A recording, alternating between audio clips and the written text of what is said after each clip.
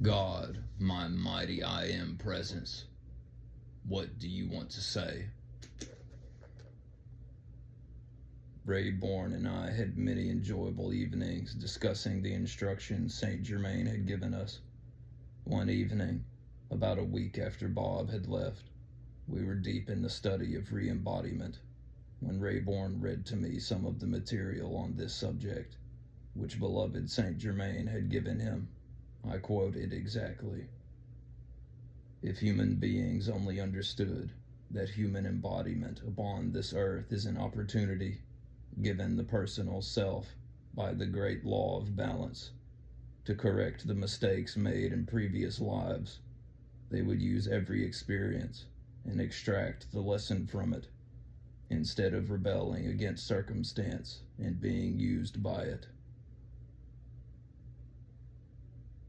This constant return to physical embodiment or garments of flesh would be an endless circle of cause and effect if it were not that man has the presence of God within him.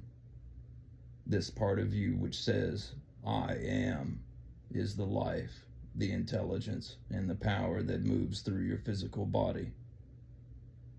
When the discordant habits of the atomic consciousness of your physical body build to such a momentum, the light of the mighty I am presence is no longer allowed to expand, and through that, maintain the fulfillment of a constructive plan of life. The master self begins to decrease its supply of energy and eventually withdraws. There is only one thing that ever causes what the world calls death, and that is the lack of enough liquid light within the nerve channels. It radiates the cohesive power which holds the atoms together that make up the flesh body. This liquid light is owned by and comes only from the mighty I am presence of the universe. The outer garment is the receptacle in which this presence pours its light for a constructive purpose and use only. When that purpose is continually interfered with, the light is withdrawn, and the flesh body, which should be the temple of the Most High living God, disintegrates. This experience, called death, is a constant reproof to mankind, and a reminder to the personal self of its disobedience to the original God plan, the divine way of life. If the student really wants to know the truth about re-embodiment and life, he must go to the source of life, the mighty I am presence, and study there, for only as he receives wisdom from his all-knowing mind will he ever be its light.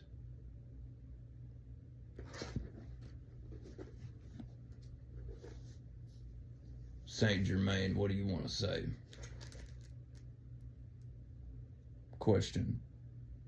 Just because they failed to gratify that desire?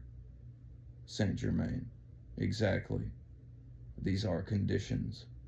If mankind understood, they would be able to free themselves at once. From the time he laid his hand over that hip, which disconnected the psychic forces from that muscular activity, the patient was well.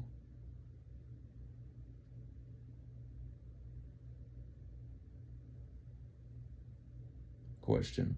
Did that come from this embodiment or another? Saint Germain. That was from this embodiment. Question. It does not necessarily have to be this embodiment, does it? Saint Germain. No. So many of the causes of things are from past embodiments. That is why I say to you, beloved ones, why do you think we would, day after day, month after month, implore the people to use the violet consuming flame? Because it will release mankind from those conditions.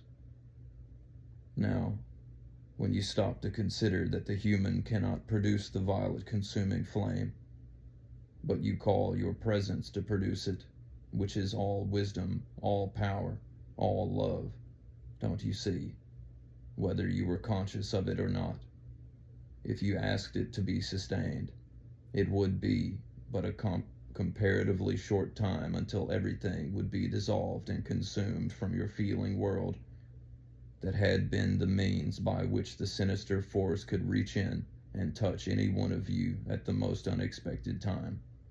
That is why I have asked these things. Question. When all is said and done, all cause of discord is psychic.